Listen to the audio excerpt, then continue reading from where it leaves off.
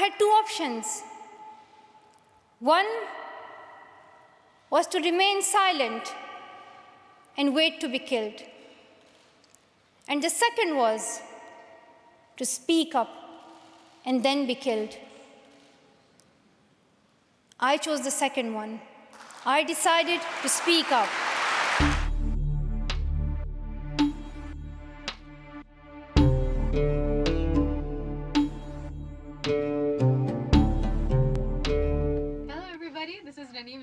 And I'm Lian Denise, and welcome back to our brand new podcast, Green Light is the Radar. The podcast where we hunt for social and political issues in the Middle East and really dig deep to find untold stories and perspectives of these social and political issues. And most importantly, the whole point of our podcast is to unveil the truth behind these social and political issues and really shed light on untold stories. So keep your eyes on today's episode road because we're gonna have a lot of red lights and traffic lights that are gonna be trying to catch us. So we're gonna carry on with the episode, and because that's what we are here for, and this is what we wanna finish. So with such an introduction, let me tell you what today's topic is gonna be about: violence against women in the Middle East. With such an important topic, we wanted to make such an episode because we think that women globally and in the Middle East especially are actually going through a lot of hard times, violence, abuse, a lot of other stuff that they're going through. Some of them are even reporting these, but on the other hand, a lot of women, they can't actually talk about what's happening with them because of what we call traditions or maybe society norms. They're applying and are being normalized as society norms and are things that are not accepted to talk about. So when we talk about abuse or violence or any stuff that men would tend to do to women in such an aspect, this is not acceptable to talk about in these society norms that we're living in today. So I think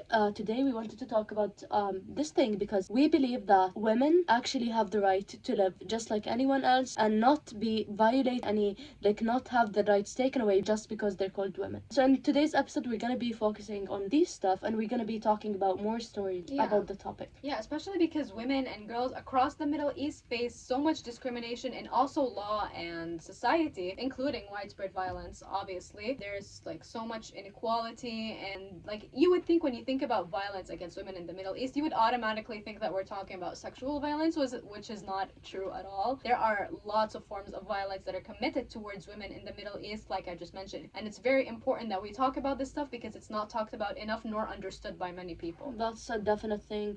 So let's talk about some estimated numbers. So an estimated number released by the World Health Organization indicates that about 1 in 3 women in the Middle East actually face gender-based violence in their whole lifetime. So in any point of their life, 1 in 3 women could face gender-based violence in their lifetime. And another research number that we found by the World Health Organization, it says that the Mediterranean region has the third highest prevalence of violence against women in the Middle East, with 31% of ever partnered women experiencing physical and or sexual violence at some point in their life. So this is like a way of sugarcoating it to tell you that as a woman in the Middle East, you're very much entitled to experience sexual and or physical violence in your life. This is something that is pretty normal to happen. Expect it at some point in your life, it will happen. And mostly if we want to talk about the cases of who are the victims, mostly that does not mean that there's no other victims aside of the ones we're gonna mention. That's a definite thing. But if we want to talk about the most vulnerable situations that people could be at, which are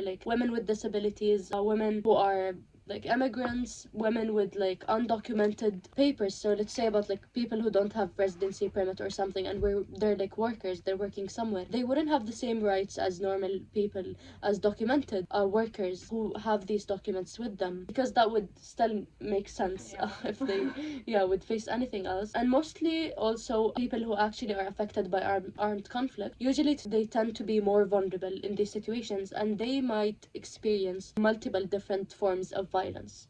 So let's think about what is actually happening with women's rights in the Middle East. There are lots of women, many countries in the Middle East, who get arrested if they are reported by their male guardians for being absent from their homes, such in countries such as Qatar, such as Jordan, Kuwait. If women are absent and their male guardian, say partner or father, reports their absence, they can automatically be arrested.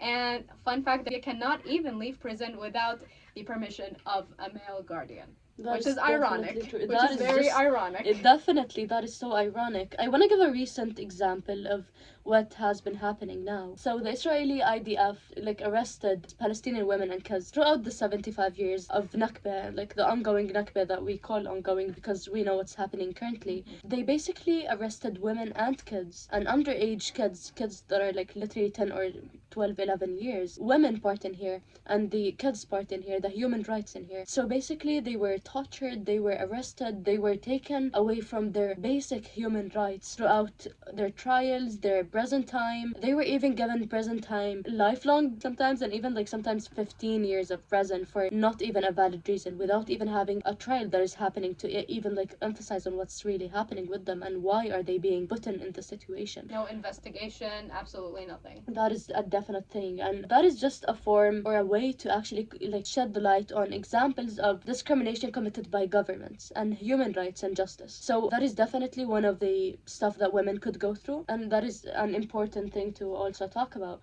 Because on the other hand, in Gaza, after they had the deal to exchange hostages, people that like the Israeli hostages that went out of Gaza, they thanked and they were like really glad and happy after they were released. They would thanked everyone that were the period they were being like held hostages in. And I think this is just a way to actually represent and show how women should be treated even in prison. They were taken care of. Even like some of the women went on and went further to actually discuss and like go on into like interviews and stuff to actually show and talk about how they were well treated, Their gratitude and Yes. everything. Yeah. So I guess that's a definite way of showing how you could have both sides of women treatment. One is good, one is bad in the same, in the governmental side of this conflict. Wouldn't hurt to treat women equally or fairly, Definitely. would it? Let's not say equally. Wouldn't hurt to treat them fairly, would it? So now let's talk about the domestic abuse in the Middle East, starting in Iraq, where the domestic abuse increased by 20% since the period of COVID-19 pandemic. Capital of Baghdad, Duha Sabah, an Iraqi woman who has been married for 18 years, said that her husband began to beat her up just because she was asking for the normal human rights that she didn't have at that time. So she basically went on to say that she had a normal discussion with her husband about the education her kids were having because they were not getting good education, they were not going to school. So she wanted to actually ask for that basic thing, that basic right of education that every individual should actually be able to access. So she just went on to tell her husband that they needed more education for their kids and they needed their house to just like do some new touches because like when it rains it used to like their house used to flood. So she was like, can we just find a solution for this issue, because I guess that's a huge issue that we're going through. And she was beaten up really harshly because of just giving her opinion about things that she wants a better future for her kids, something that's a normal human right that everyone should be able to get. After she reported this to the responsible units, she's been told that the traditional society norms are way more important than a victim's rights, and that is absolutely not acceptable. That is absolutely something that you can't tell the victim. You can't normalize telling the victim that they're wrong even though they've been discriminated, they faced the abuse, and that is definitely unacceptable. Some lawyers also say that most case files would be dropped, some due to public pressure and others due to financial issues. Yeah, Financial situations. that is just crazy. Like Yeah. that is really sad. But now let's talk about like some examples about the so-called term honor crimes, that in my opinion just is another excuse for murderers to kill their victims and to justify their actions. A really good example to this topic would be the Egyptian student Naira Ashraf, who was boarding a bus to her university, which is Mansoura University in Egypt. As she was boarding the bus, something unknown happened. There was a colleague of hers on the same bus, and as she was exiting the bus, she was only exiting not to enter the university, but to enter the afterlife, as she was stabbed to death by a fellow colleague. And guess why the reason? Because she rejected him. She didn't want to be in a relationship. And what did this lead? he didn't take no for an answer, did he? No. He just murdered her because hello, a woman cannot reject me. This is not. I think he invented this new law that women cannot reject. Yeah. So let's act violently against them. This is also a law. Why should I say And no it's to that? somehow normalized in the It is very society to a normalized. point where we're not shocked when we hear these stories anymore. In fact, this incident actually incentivized men to take similar action, and we've been hearing so many similar That is so stories true. after this one. Yes, another real example of such events was the murder of the Jordanian student Iman Rashid. That was actually shortly after the murder of Yeah. the girl we just talked about in Mhm. Egypt. Iman rejected one of her colleagues.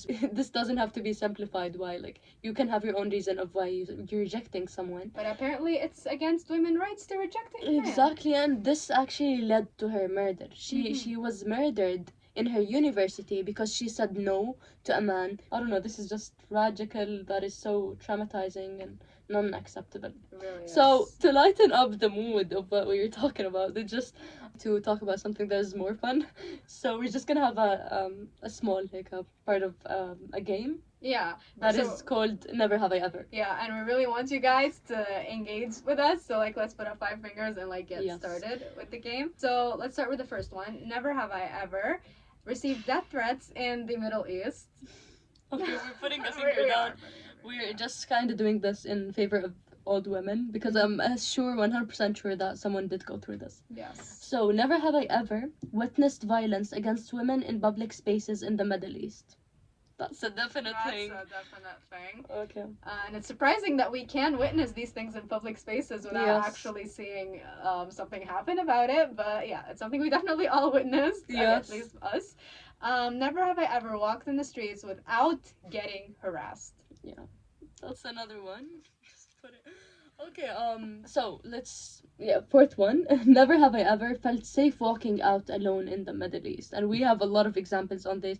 Like, I remember talking to my Pakistani friend, and she was telling us how she was not comfortable walking out alone at night in Pakistan, because even if you were walking out in like the daylight, it would still be scary for her. For sure. And that is definitely like she told us that here in Turkey she feels safe because she can walk outside, which is a basic right that everyone should feel comfortable and safe walking outside. That's a really basic thing. So that's Yeah, really I sad think as it's well. very I think it's very ironic that we Yeah. that we're think that walking in the night should be scary for some people. Like Definitely. Okay. So our last never have I ever is never have I ever been affected by physical violence myself in the Middle East. And there is like these are just actually some examples of the violence, abuse, some of the stuff that women go through, some of the abuse and violence and violated actions that women go through. And these are just simple examples, because if we want to talk more about this, there's some rights that they lose while working. They don't get the same pay, they don't get the same hours of working. Sometimes they're being like a lot of things are biased, like with dealing with women in society. If you want to talk about media, work, business areas, and so many other stuff, to be honest, even in the media. So let's highlight the fact that we're talking Yeah. about the media here. There is so much misogyny on the social media, like especially on media. If women are abused on media, if some photos are leaked, or if some rights are taken away, if some like private, let's say, bank information is released, what kind of people would listen to a woman complaining about these issues? They would try to use her to get something out of it in In fact- exchange of these pictures, believe me. In fact, being able to see like naked women on social media is way more, like the percentage would be Yeah. much higher than like men or something, That because is this is so definitely- normal. Women are not gonna be fought for. No, it's just that the things we're talking about now are literally like it's personal also, because Yeah. like we as women all go through this, even if it was not in a huge scale. But even if you were walking in the street and then someone just calls you something, because you're just walking alone in the street and someone calls you something because they think this is a way of like giving you a compliment, that is harassment. That is not okay to comment on people's bodies and people's like color, skin, looks, whatever, even their personality. That is not okay to comment on people's looks and while you're walking outside. And if a guy- maybe like the saddest part is that maybe men think this is like, people would think this is attractive, or they would like look at it in a good way. Women are scared of Women this. are really Girls in the scared. streets, sometimes they can't walk alone because Exactly. they're scared of getting these things, which is Exactly. not It's a acceptable. trauma. It's a trauma for Yeah, some girls. Some people are too afraid to walk alone because of that's these things. definite. Some people wouldn't have an independent life because of the trauma of such issues. Yes. In fact, if a guy was to harass a woman in a public street somewhere, some societies, even in the Middle East, would actually arrest the woman if she tried to fight back because there is no evidence of the guy harassing her. But if the woman was to fight back for the guy and for her like fight the guy back, she would actually end up being arrested because she beat up somebody. Yeah, that is definite. So do you think you have anything else to add? I think we've covered pretty much everything. We're gonna move on to a very important and realistic Yes. interview with a special guest. So we're gonna have a special guest with us today. We're gonna have one of our student friends actually. She's a student here in Bilgi University, and she's gonna introduce herself more to us. She's from Iran, and she's gonna emphasize more on what's happening in Iran. What are the harassments, the stuff that women are going through in Iran, because we know that there's stuff going on there. We just don't know what specifically happened. We only know what Yeah. social media tells us. Exactly. So we're gonna see a realistic perspective Yes. of what's happening there in Iran. So yeah. So we're gonna be moving on. So please keep up and watch us the interview. Hello, everyone, and welcome back to our episode. Today, we have a special guest with us today, Yasmin, with us from Iran. She's going to introduce herself now and explain more about the situation. Welcome to our podcast, Yasmin. We're really glad to have you here today. Yeah, thank you so much for joining us. We know that it's so hard for you from Iran, but you came all the way here for us, so thank you so much. So initially, could you introduce yourself briefly? Yeah, sure, guys. Thank you so much for having me. This is basically my first experiment in joining a podcast, but I'm actually so glad and excited. By the way, my name is Yasmin Hamidan. I'm 22 years old. I'm a Bilgi University student. I'm studying economics right now, and I'm from Iran, as you guys mentioned. And today we're going to talk about a special topic, and I'm here to help for more information. Okay, perfect. Okay, so we have like some questions for you about Iran because we're covering in this episode the violence against women and women's rights in general. Yeah. So basically, we've seen that in Iran, it's like they force women to wear a headscarf or like hijabs. So can you emphasize more about what's exactly happening? What are some rules that you think are against women's rights and freedom? About the hijab thing, you're actually right, because I was born in this country, as you all know. And as soon as I grew up, I was taught to have something on my head to cover my hair. And that was called hijab. We have different types of them, those who are fully covered with their hair, but those who can actually have a scarf till here and cover, and both of them are acceptable. And I think about 2 years ago, these things weren't that important in our country. But after some revolutionary actions happened in Iran and people started to fight against this rule, because they found it so cruel when people do not want this thing and they are forced to accept such a thing like that. It became one of the most important issues in our country, and the restrictions got more, the attention even got more, and everything was actually so tense for a while in our country. And this thing happened only around the hijab issue. But for the other stuff, I can mention that some of the rules in our country are not also for women. They are actually against women. And that is one of the reasons that if you go through a case that you need to rely on law, unfortunately, you cannot find it as a source for supporting you. And that actually melts my heart when I think about it. What about the violence against women in Iran? Have you ever witnessed it happen? Because for us, we only watch it on social media, but is it something that Iran, people from Iran experience on a daily basis? Is it something you see when you're walking down the street or something? And I think we've also heard the story of a girl who got murdered. Yeah. Can you emphasize on this story too, for the people who don't exactly? Yeah, sure. Yeah. Well, actually, as you remember, I just mentioned that 2 years ago, some revolutionary actions happened in our country. It's exactly the starting point was the thing you mentioned. A girl got killed in our country And the reason was that she didn't have the complete hijab, like fully covered, but she had the normal one, like a skull still here and so on. As they saw from the videos that were published, she was arrested by our morality police, which is the police in charge of taking care of people's hijab and warning them and even arresting them if they do not have complete hijab, like as a fully covered and blah blah. Doesn't even I make really sense at all. But Yeah. exactly. And I really don't know what do they mean by complete hijab, because seems like unless you do not have your hair fully covered, it is not included as hijab. So we are just like really confused with the exact meaning of that. Anyways, um, and, and after the video was published that she got arrested, we didn't have any news until we found by we, I mean, all the social media, I think, covered her news that we found her in the hospital in coma. And there were news covering again and again and again and giving updates about her status. And after 3 days, I think, if I'm not mistaken, she passed away in the hospital.